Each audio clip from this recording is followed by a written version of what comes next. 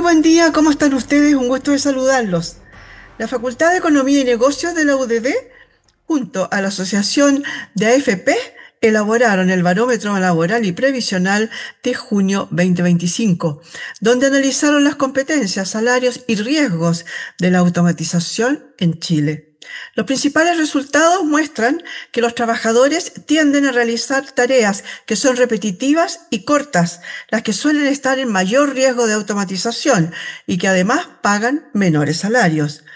Además, se observan signos de que la demanda por trabajo en Chile está rotando hacia empleos que requieren un mayor uso de habilidades cognitivas y de las tecnologías de la información, un posible síntoma también de que los procesos de automatización son consistentes con ello.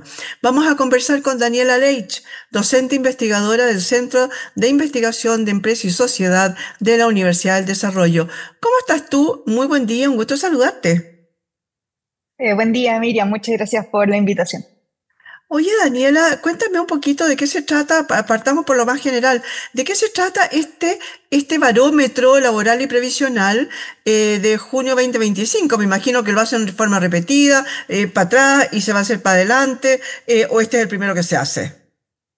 No, de hecho, esta es la tercera edición del Barómetro Laboral y Previsional que hacemos. Es un producto que nosotros sacamos, estamos tratando de sacar todos los meses, como para el objetivo principal es monitorear la situación del mercado laboral y como adicionado, nosotros siempre agregamos un dato del mes sobre un tema que sea contingente en términos de laboral y para este mes fue la automatización.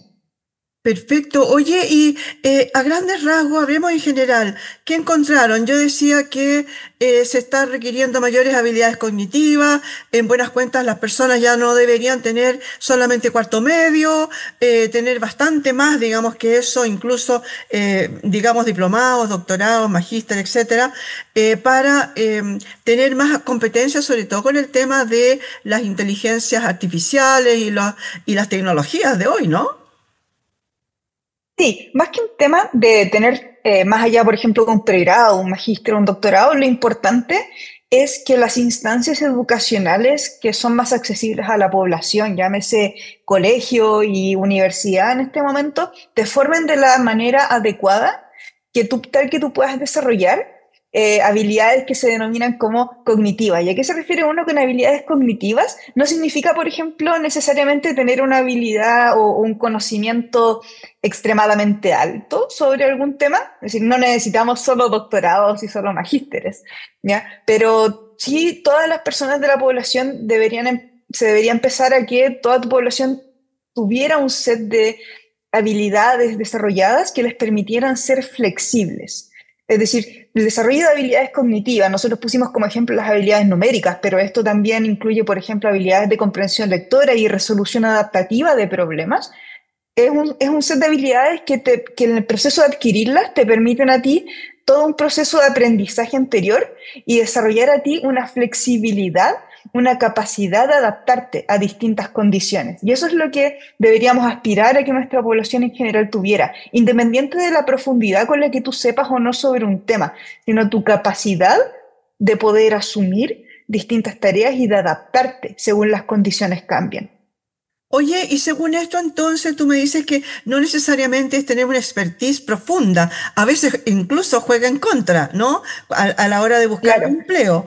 Eh, pero, pero esta flexibilidad, esta mayor flexibilidad, ¿se trata entonces de que en los colegios deberían enseñar de alguna forma esta mayor adaptabilidad? Exacto. O, por ejemplo, enseñarte las habilidades necesarias en términos de comprensión lectora o en términos matemáticos. Por ejemplo, uno dice, bueno, pero un cálculo súper simple de porcentaje lo hago hoy día con una calculadora. Sí, está bien, pero el hecho de que tú puedas hacer esos, por ejemplo, esos cálculos mentales implica todo por detrás un proceso de desarrollo. Todo ese proceso, ese trabajo que tú hiciste en aprender, te da a ti una flexibilidad de poder aprender otras cosas. Es tu capacidad de aprender. Y otra cosa que también es poco automatizable, no tiene que ver solamente con tus habilidades numéricas o de comprensión lectora, sino, por ejemplo, incentivar cosas como la creatividad, que es nuestra capacidad humana de pensar en cosas distintas, de interpretar nuestro contexto, de interpretar las cosas como nosotros las vemos. Y eso es algo que la inteligencia artificial todavía no puede hacer. Oye, en eso a mí me entra me acuerdo un poquito de, por ejemplo, el funcionamiento en los colegios cuando hacen trabajos de grupo, ¿no? El típico trabajo de grupo que uno más o menos puede elegir dentro lo que puede la materia y dentro del grupo entonces se decide qué hacer y cómo hacer. Y en general, uno o dos trabajan y los otros tres miran y el cuarto o pone la plata para la impresión, etcétera. En general, eso era la fórmula de trabajo en grupo, ¿no? Cuando yo estaba en el colegio y en la universidad también era exactamente igual. Entonces, ahí no sería el momento preciso a lo mejor para justamente ver cómo incentivar esto de la creatividad y por otro lado, la profundización que uno logra, lo que gana en la conversación con tus pares sobre un tema preciso, ¿o no? En efecto, lo que tú mencionas es súper importante. De hecho, el trabajo en grupo, las formas de trabajo son súper importantes en definir si una tarea va a ser automatizable o no. Por ejemplo, se han visto que en un mismo, o sea, en dos países distintos, una misma tarea que está ejecutada en un contexto distinto o de una forma distinta, también puede determinar cuán automatizable sea. Y precisamente el trabajo en grupo, la interacción cara a cara, es decir, la interacción humana y todo lo que hay detrás de eso, también hace que tú seas menos automatizable.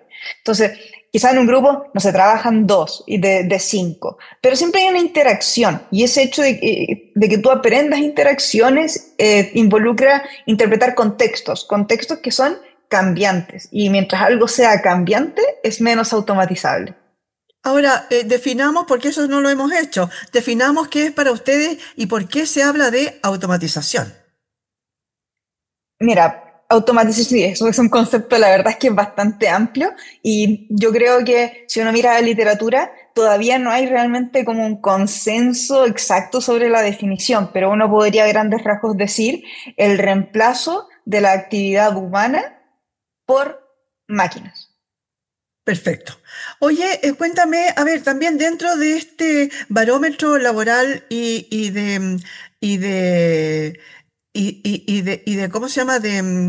Previsional. Y previsional, se me había ido la palabra. También hablan ustedes un poquito de que más personas están entrando al mercado laboral, pero no hay empleo para ellos. ¿Por qué? ¿A qué se debe eso? ¿Vienen mal preparados? ¿Estas personas vienen con una formación y los empleos ahora están requiriendo de otras características?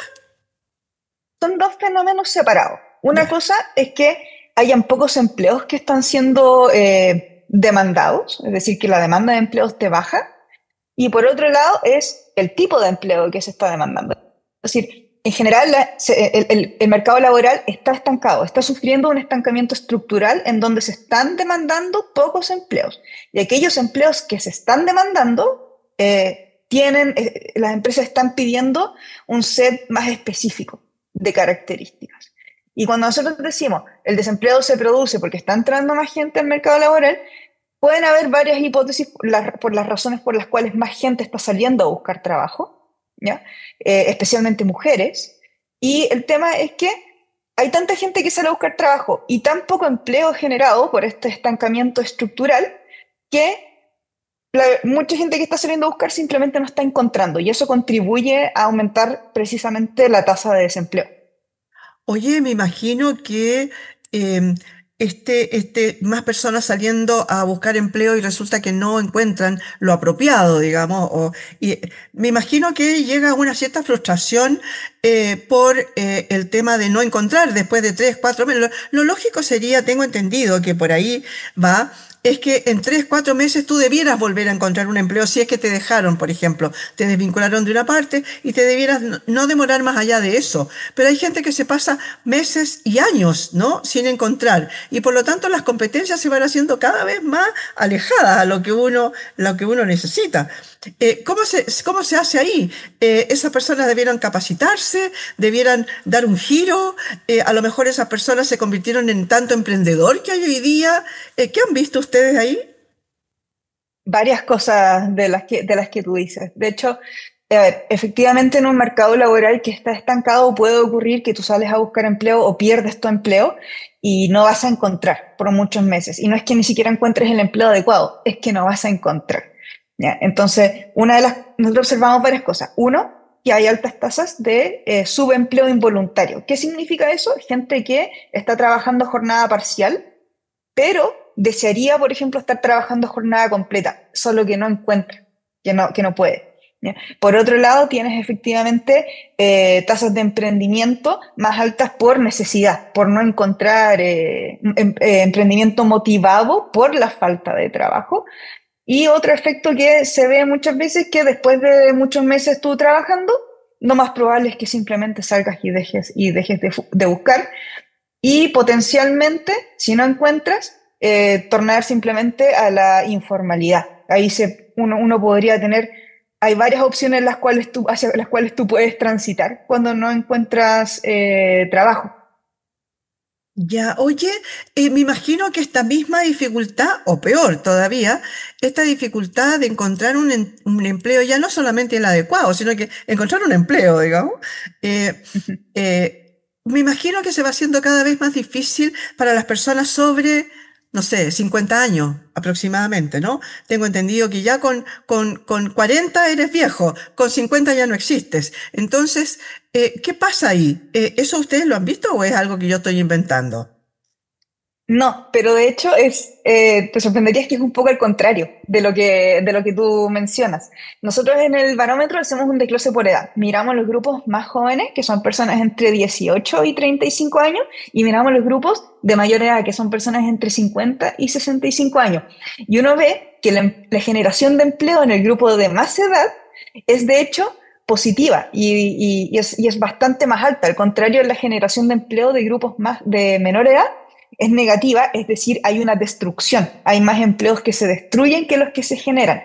Pero para la gente de mayor edad se generan más empleos y más sorprendentemente aún es que son empleos mayormente formales. Y esa es una noticia excelente. ¿Qué es lo que pensaría uno? Una hipótesis que uno puede elaborar para esto es que en lo inmediato, las empresas están valorando bastante la experiencia. Se sabe que la experiencia es un factor muy determinante en tu probabilidad de encontrar empleo y en los salarios que tú vas a recibir. Entonces, hoy por hoy, lo que uno observa es un deterioro del empleo joven, favoreciendo a aquel empleo para personas de mayor edad, pero principalmente por el grado de experiencia que ellas pueden tener.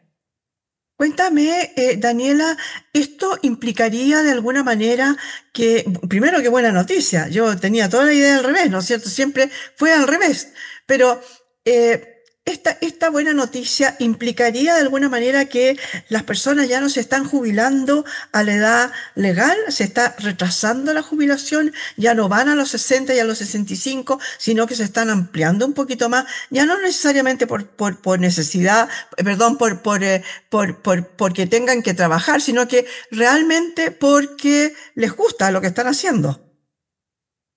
Efectivamente, esa podría ser una de las causales. Lo que uno ve cuando mira datos de edad de jubilación es que claramente la gente no se está jubilando a las edades legales, especialmente las mujeres. Las mujeres tienden a retrasar más o menos en 2 años y medio, 3 años, o casi 4 años a veces, su edad de jubilación, es decir, jubilar a los 64 en vez de los 60. Y los hombres lo hacen más o menos como a los 66, 67 años, retrasan aproximadamente 2 años.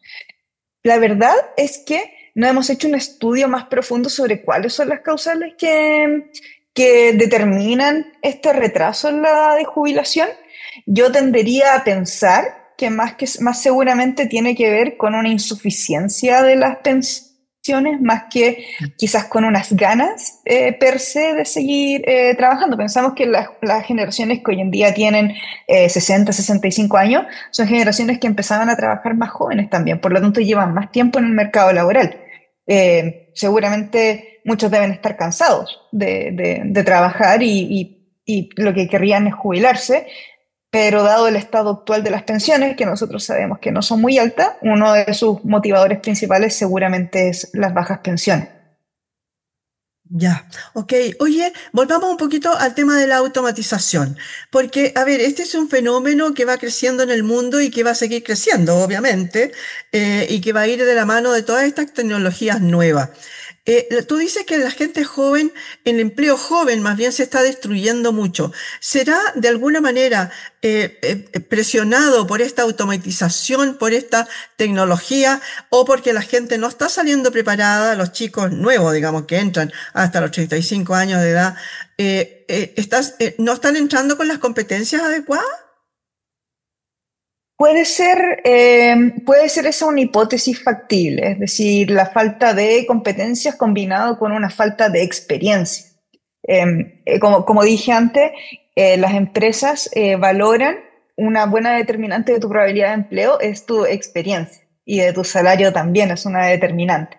Entonces, en un contexto donde hay un mercado laboral apretado o ajustado, las empresas tenderían a preferir personas con más experiencia si el costo es el mismo que contratar a alguien sin experiencia. Entonces ahí también hay un tema de los costos laborales, hay un tema implícito ahí de de cómo se ha ido encareciendo también el trabajo, tal que para un mismo empleado, con uno con menos experiencia, otro con más experiencia, que va a hacer la misma tarea y que te va a costar lo mismo, tú obviamente prefieres el de más experiencia. Perfecto. Oye, respecto de las personas dices tú que las personas con mayores capacidades, digamos, competencia más bien, tienen salarios 3 veces más altos, mucho más altos que los con menores. Cuéntame un poquito el tema de los salarios. Mira, esto es esto es un dato adaptado de un informe de la OCDE, Ajá. donde ellos dividen las personas que tuvieron mejor puntaje en competencias numéricas y lo comparan con los salarios de las personas que tuvieron el puntaje más bajo. O sea, el 20% del puntaje más alto con el 20% del puntaje más bajo. Y se veía que el salario por hora mediano de las personas con mejor puntaje era 3 veces más que el de las personas con menor puntaje. Ahora, lo preocupante de eso era que si tú ves el porcentaje de personas en el nivel más bajo de competencias para Chile, es más de un 50% de las personas encuestadas. Es decir, más de la mitad de los encuestados en Chile tenía un nivel, nivel más bajo o más incluso inferior a eso en competencias numéricas. Y es el Chile en ese sentido es el país peor posicionado de la OCDE. Y Mm. después nosotros empezamos a mirar otra serie de indicadores y cómo diferían los salarios. Otro indicador era cuán intensivo era el uso de tecnologías de la información en tu trabajo. Y aquellos trabajos que tenían el uso más intensivo de tecnologías de la información tenían un salario también significativamente más alto que las personas en aquellos empleos con menor uso de tecnologías de la información. Eso implicaría entonces que de alguna manera las universidades, yo me imagino que este estudio queda como de libre competencia, digamos, absolutamente para cualquier. Por lo tanto, las universidades o los institutos de enseñanza superior debieran recoger este tema y ver cuál es el ofrecimiento que están haciendo respecto de sus carreras, ¿no es cierto? Totalmente, totalmente. Es decir, todo este proceso va a requerir quizás un rediseño de los currículum tanto escolares como de educación superior. ¿Y en qué se tienen que enfocar esos currículum? En lo que hablábamos antes de desarrollar estas habilidades cognitivas y esta capacidad de ser flexible y de adaptarse, y también de poder entender cómo manejar las tecnologías de la información, cómo aprovecharlas para que sean un complemento a tu trabajo, no que hagan tu trabajo. Y también, ¿por qué no pensar en personas que sean capaces de desarrollar sus propias tecnologías? Es decir, ser los generadores de las tecnologías. Bueno, Entonces, ese sí, sería el ideal en realidad, ¿no? Sería genial que se o sea, desarrollaran de esa forma. eso tendría una cantidad de beneficios enormes, porque la innovación es un gran promotor del desarrollo económico. Uno no pide que todo el mundo ande inventando tecnologías, pero tener esa capacidad de hacerlo, esa inventiva, tener gente que sea capaz de hacer eso, te puede beneficiar muchísimo como país. Claro que sí. Oye, a ver, tú dices que a lo mejor debiera ser cambiar un poquito los currículum de los colegios, de las universidades. Yo partiría por las universidades, porque, a ver, en los colegios está bien, puedes cambiar el currículum, pero ¿estarán los profesores capacitados para hacer la enseñanza de lo que se requiere? Esa es una gran pregunta. Yo no soy experta en economía de la educación, Mm. pero claramente cambiar los currículums escolares requiere una formación también importante de los profesores y también, ¿por qué no pensar, hoy en día las herramientas de inteligencia artificial te permiten a ti incluirlas como herramientas de enseñanza, aprender a usarlas de manera adecuada, que es una de las tendencias precisamente en automatización y inteligencia artificial. Una inteligencia artificial no reemplaza el rol de un profesor, pero puede ser un complemento, puede mejorar tu enseñanza. Es decir, la inteligencia artificial tiene un conocimiento infinito y te puede enseñar muchas cosas. La clave está en saber cómo usarla.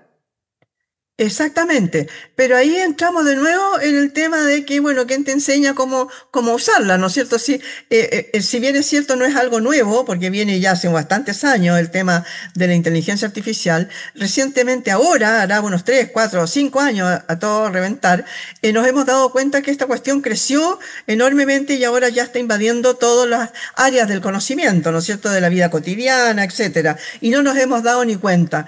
Entonces, claro, la gente hoy día, nosotros en general, digamos, los ciudadanos de a pie, en general la usan como una cosa como divertida, casi entretenida, ¿no es cierto? De inventar, de limpiar fotos, de hacer cosas como a nivel doméstico me refiero. Pero claro, a nivel de enseñanza puede usar mucho, pero en la gente todavía, no sé si hay mucha gente capacitada como para enseñar la forma de usarla, ¿no? A su favor. Claro, yo la verdad es que tampoco creo que haya una gran masa de gente lista para enseñar y obviamente ahí lo importante, yo lo que creo que debiera haber es un plan nacional de cómo integrar la inteligencia artificial en las distintas áreas de la vida y de la sociedad. Tú para enseñar a usar inteligencia artificial no tienes que ser, por ejemplo, un programador, ni alguien que sepa de algoritmos, ni nada. Te puede enseñar alguien de tu misma profesión que lo haya usado antes y que tenga un buen manejo para las cosas que a ti te sirven. Entonces, yo creo que falta gente todavía, sí, probablemente falta capacitación. ¿Estamos en lugar todavía de poder compensar y elaborar un plan? Sí, yo creo que estamos perfectamente a tiempo. No lo vería como algo tan terrible todavía, pero es necesario tener presente que es algo en lo que tenemos que empezar a actuar desde ya. Claro que sí, porque tú dices que estamos al final de la fila respecto de los demás países de la OCDE, por ejemplo, a los cuales nos gusta tanto compararnos, ¿no es cierto? Oye, para ir terminando, cuéntame, dentro del estudio, ustedes son AFP y son universidad, entonces hicieron el estudio, me refiero en conjunto. ¿Vieron también alguna fórmula de indicadores, por ejemplo, del ahorro previsional? ¿La gente está ahorrando o no? ¿Vieron cómo no solamente se quedan con lo preciso, con lo justo? Estoy pensando en que prontamente se echa a andar el tema del 1% adicional que va a empezar ahora, ¿no? Pero aparte de lo legal, digamos, ¿la gente está ahorrando? Mira, es una excelente pregunta que nosotros abordamos en un par de indicadores fijos previsionales todos los meses y que precisamente en el barómetro anterior habíamos dedicado a verlo. Y partiendo por los indicadores fijos, uno de los indicadores que nosotros miramos es la formalidad previsional. ¿Y qué es la formalidad previsional? Es el porcentaje de personas en edad de trabajar, es decir, que podrían estar trabajando, que cotizan. ¿Ya? Y lo que se observa es que menos de la mitad de las personas lo hacen.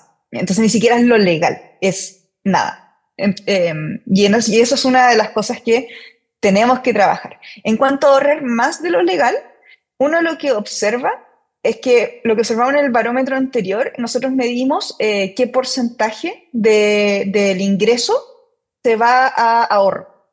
¿Ya? Y en general ese porcentaje se había mantenido constante en alrededor de un 60% hasta el evento de los retiros. Perdón, un 70%, hasta el evento de los retiros. Con los retiros eso se cayó, se fue al suelo, y luego cuando terminaron los retiros volvió a subir, pero subió solamente hasta el límite bajo que era un 60%, y desde ahí no se ha vuelto a recuperar. Entonces lo que te está diciendo que la gente está ahorrando una menor proporción de su ingreso que antes del evento de los retiros. ¿Ya? Y eso a pesar, por ejemplo, de que han subido los sueldos mínimos. En general los sueldos mínimos venían de la mano con una mantención de la propensión a ahorrar.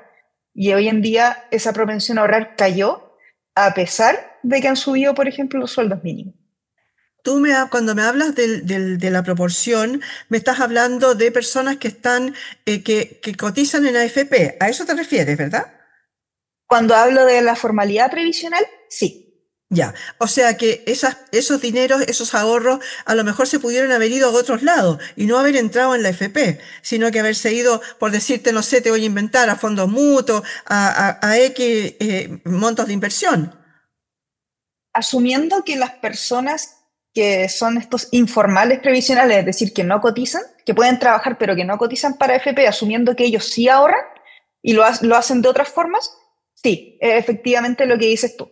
Pero ahorrar en esos instrumentos, si bien puede ser muy beneficioso, si es que tú sabes, entiendes de finanzas, que yo creo que es un porcentaje menor de la población, tampoco te garantiza que vayas a tener esos ahorros para tu retiro, porque son líquidos, tú los puedes sacar en cualquier momento. La gracia del ahorro previsional es que es previsional y tú no lo puedes usar para otra cosa. Y ese ahorro previsional al que tú te refieres es el ahorro obligatorio, no es a esa cuenta Ujú. 2 o esa APB que tú puedes usar dentro de la AFP, que bueno, también de alguna manera en algún momento la APB lo puedes sacar. En efecto, de hecho, otro de los indicadores no lo medimos este mes, pero sí en los barómetros anteriores, era la proporción de afiliados que tenía APB y Ya, era alrededor de un 14 a 17%, no me acuerdo nada, exactamente el número, nada. era por ahí, que es bajo y además en los últimos meses ha dejado de crecer esa proporción. Se ve que tiene una tendencia levemente ascendente, pero que en los últimos meses se estancó, es decir, no se han abierto más cuentas de APB o cuentas 2.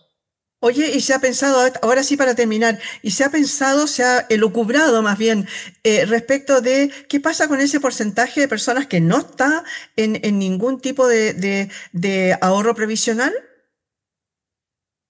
Pueden ser dos cosas, porque nosotros lo medimos respecto de la población que puede trabajar, entonces, que está en Claro. edad de trabajar. Entonces, tienes un porcentaje de personas que simplemente no está trabajando y por lo tanto no está teniendo ingreso y no está ahorrando, pero también puedes tener un porcentaje de personas que son informales, es decir, que están trabajando, tienen un ingreso, pero no están ahorrando o cotizando de la forma que establece la ley. Puede ser, ahí tienes una mezcla de ambas personas. Perfecto. Daniela, ¿cuándo tenemos el próximo barómetro? O sea, los barómetros salen más o menos entre la primera y segunda semana de cada mes. De cada Entonces mes. Y esperamos que ahora, salga entre el 6 y el 7 y lo el van a otro mes. tratar de hacer entonces en forma mensual. Lo estamos haciendo en forma mensual, efectivamente, sí. Dale. Muchas gracias, Daniela, por haber estado hoy día con nosotros. Gracias a ti, Miriam, por la invitación.